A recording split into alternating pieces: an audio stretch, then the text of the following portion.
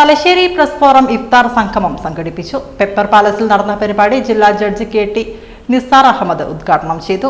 തലശ്ശേരിയിലെ പുതിയ കോടതി കോംപ്ലക്സ് ഉദ്ഘാടനം ഇത്രമേൽ ആകർഷകവും ജനകീയവുമാക്കിയതിന് പിന്നിൽ മാധ്യമപ്രവർത്തകരുടെ നിസ്സീമമായ സഹകരണമാണെന്ന് ജില്ലാ ജഡ്ജ് അനുസ്മരിച്ചു. കോടതികൾക്ക് പത്രപ്രവർത്തകരെ അകറ്റി നിർത്തേണ്ട കാര്യമില്ലെന്നും അവർ അവരുടെ ജോലിയും കോടതികൾ കോടതികളുടെ ജോലിയുമാണ് നിർവഹിക്കുന്നതെന്നും അദ്ദേഹം അഭിപ്രായപ്പെട്ടു. എന്നാൽ കോടതി വാർത്തകൾ റിപ്പോർട്ട് ചെയ്യുമ്പോൾ ചില മാനദണ്ഡങ്ങൾ പാലിക്കേണ്ടതുണ്ടെന്ന് ജില്ലാ ജഡ്ജ് ഓർമ്മിപ്പിച്ചു. ഇക്കാര്യത്തിൽ ആവശ്യമായ മാർഗനിർദ്ദേശങ്ങൾ നൽകാൻ അവസരം ഒരുക്കാമെന്നും അദ്ദേഹം ഉറപ്പു നൽകി. പിന്നെ പ്രത്യേകിച്ചും കോടതി കാര്യങ്ങൾ റിപ്പോർട്ട് ചെയ്യുമ്പോൾ നല്ലപോലെ അത് വിശകലനം ചെയ്ത് അതിൻ്റെ യഥാർത്ഥം മനസ്സിലാക്കിക്കൊണ്ട് വേണം റിപ്പോർട്ട് ചെയ്യാൻ. അതിന് വേണമെങ്കിൽ നിങ്ങളെ എനിക്ക് സഹായിക്കാൻ പറ്റും. അതായത് നിയമപരമായ കാര്യങ്ങൾ നിങ്ങൾക്ക് വേണമെങ്കിൽ ഒരു ദിവസത്തെ ഒരു ക്ലാസ് വേണം, ലീഗൽ അവയർനെസ് ക്ലാസ്. പ്രത്യേകിച്ചും എന്ത് റിപ്പോർട്ട് ചെയ്യണം, എന്ത് റിപ്പോർട്ട് ചെയ്യാൻ പാടില്ല. പലതും റിപ്പോർട്ട് ചെയ്തതിന്റെ പേരിൽ കോടതിക്കാർ ഇറങ്ങുന്നുണ്ട്. ഇത്തരം കാര്യങ്ങളൊക്കെ ഒഴിവാക്കാൻ ഉപകാരപ്പെടും.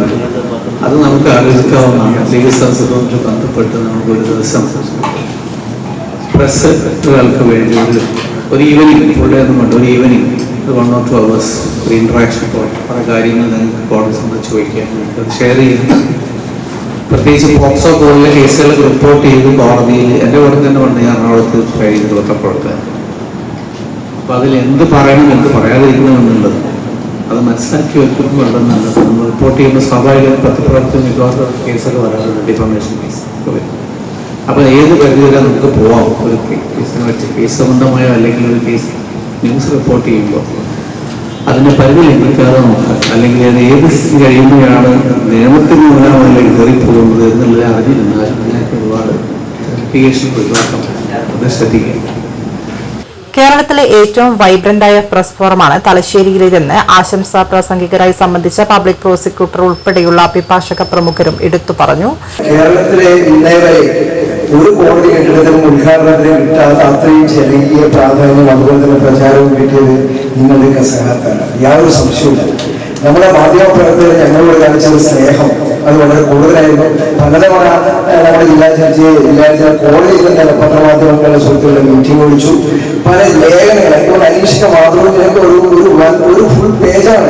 ഇതുവരെ കണ്ടിട്ടില്ല ഇങ്ങനെ കേരളത്തിൽ ഒരു കോടതിയിൽ ഉദ്ഘാടനം. ഏതായാലും ചടങ്ങിൽ press forum president Nawas Methar അധ്യക്ഷത വഹിച്ചു. Thalassery IMA president doctor Nadeem Abootty Ramzan സന്ദേശം നൽകി.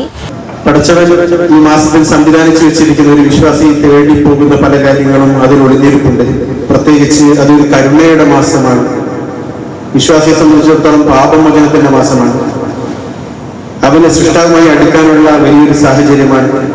ഇതിലൂടെ സൃഷ്ടാവ് ഉദ്ദേശിക്കുന്ന വലിയൊരു കാര്യം ഓരോരുത്തരെയും ശുദ്ധീകരിച്ച് നല്ലൊരു മനുഷ്യനാക്കുക എന്നുള്ളതാണ് ഇതിന്റെ ഒരു ആത്യന്തികമായിട്ടുള്ള ലക്ഷ്യം. എല്ലാ മതത്തിലും നോമ്പുണ്ട് എന്ന് പറഞ്ഞതുപോലെ എല്ലാ നോമ്പുകളും ഉദ്ദേശിക്കുന്നത് ഒരേ കാര്യമാണ്.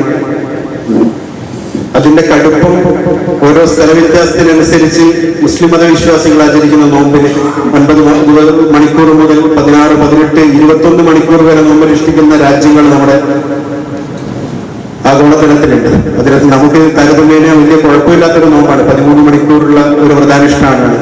അതിന് ശാസ്ത്രീയമായിട്ട് ഇന്ന് തിയറി കുറിച്ച് നോക്കുമ്പോൾ വളരെ ഗുണപരമായിട്ടുള്ള ശാസ്ത്രീയ സത്യങ്ങൾ ഇതിലുണ്ട് എന്നാണ്. ഇന്റർമീഡിയറ്റ് ഫാസ്റ്റിംഗ് പോലുള്ള രഹസ്യങ്ങൾ ഇന്ന് ധാരാളം പഠനങ്ങളൊക്കെ വന്നപ്പോൾ ഒരു 10 വർഷം മുന്നേ നോമ്പിനെ കുറിച്ച് ശാസ്ത്രീയമായിട്ട് പറയാൻ കഴിയില്ല. എന്നാൽ ഇന്ന് തീർച്ചയായും ധാരാളം ഗുണഫലങ്ങളുള്ള ഒന്നാണ് നോമ്പ് എന്ന് പറയുന്നത്.